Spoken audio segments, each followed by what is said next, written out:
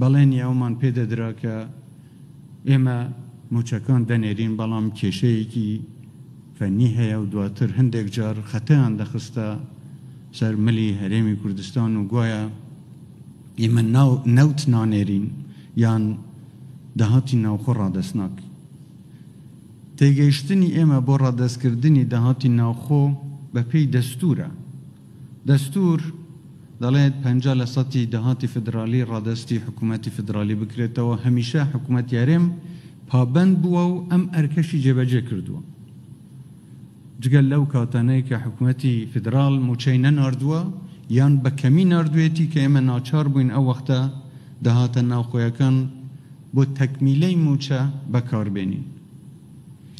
دەڵێن نابێ ئێوە هیچ جۆرە داهاتێکتان هەبی هیچ هەرچی هەتانە ڕادەستمان بکەن و ئەوەی ئەم پرۆژانەمان پێ جێبەجێ نەکرێت.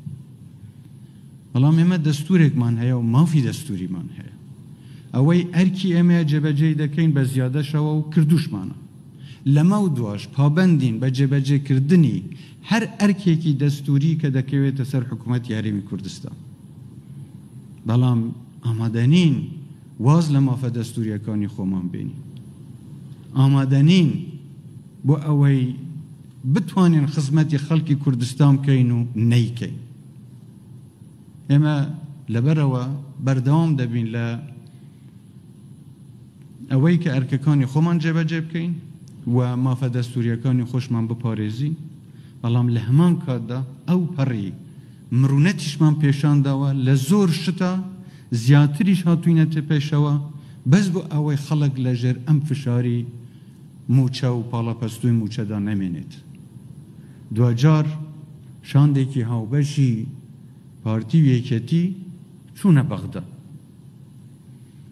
و لەسەر ئەو پێشنیارەی کە دوا پێشنیار کە بەغدا کردی بە حساب بۆ ڕادەستکردنی بەشێک لە نەوتەکە و ژمارەیەکیش و ژمارەیەکی دیاریکراوی ڕادەستکردنی داهاتە ناوخۆیەکان کە بە حساب ئەمە دوا بیانۆیان بێت. شاندەکە لە بەغدا بوون هەراوشەوە بەڕێز کاک بافل، بەڕێز کاک دکتۆر فواد حوسێن، وەزیرە بەڕێزەکانی تر تەلەفۆنیان بۆ کردم.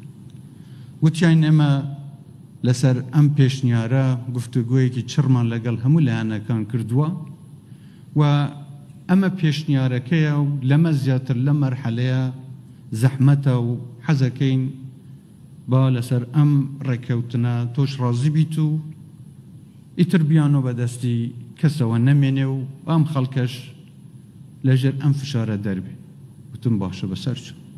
ڕازین بەوەی کە 230,000 بەرمیل ڕادەستی حکوومەتی فدرالی بکرێ بە ڕێگەی سۆمۆ بفرۆشرێ و 120 میلیارد دیناریش داهاتی ناناوتی یان داهاتی ناوخۆیی ڕادەستی حکوومەتی فدرالی بکرێ. بەحساب سیستمی 100,000 کەس ئێستا لەم پرۆژەیە بەشدار. بەهەرحاڵ ئەو ئەرکانەی کە لە سەرشانی ئێمە بوو قبوڵمان کرد، بەڵام ئەو کاتەش هاوکات بوو لەگەڵ پەلاماردانی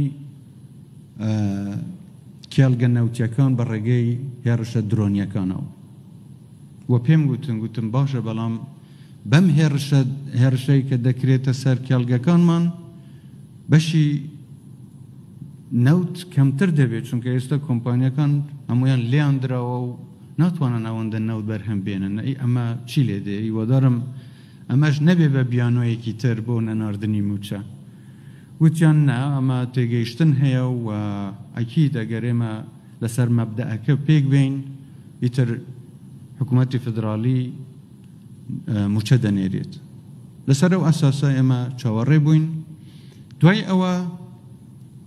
ئەوان خاڵێکیان دوای ئەوەی کە ئێمە ڕەزامەند بووین لەسەر ڕێکەوتنەکە و واژۆشمان کرد لەسەر پێشنیارەکان لەسەر ئەو ڕێکەوتنە تێگەیشتنە، خاڵێکی تریان زیاد کردووە. بەهەرحاڵ ئەمەش بابەتێکە کە چاوەڕێن بزانین چۆن ئەوان مامەلەی لەگەڵ دەکەن لەسەر ئەوەی کە 230,000 بەرمیلەکە تاکو وەرنەگیری موچە نادرێ.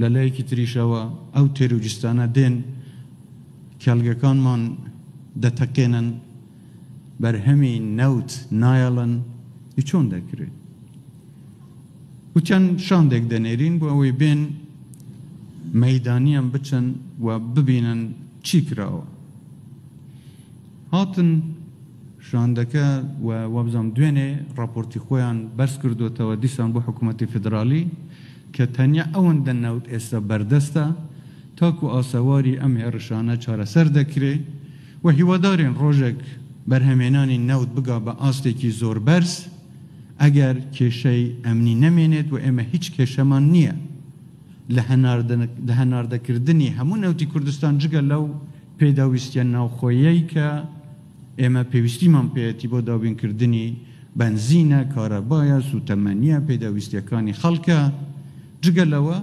ئەوەی تر ئێمە ئامادەین بینێرین هیچ کێشەمان لەسەر ئەو کێشەیە نییە اینجا بۆ ئەوەی ئێوەی بەڕێز و خۆشەویست بزانێم ئێستا چاوەڕێی بەغدا دەکەین و هیوادارین ئیتر موچەی ئەم خەڵکە بنێردرێن و ئەم سزادانە بە کۆمەڵە کۆتایی بێ ئەم بڕیارە نادەستوری نایاساییەی بڕینی موچەی خەڵکی کوردستان کۆتایی بێ و موچەی ئەو خەڵکە بنێرە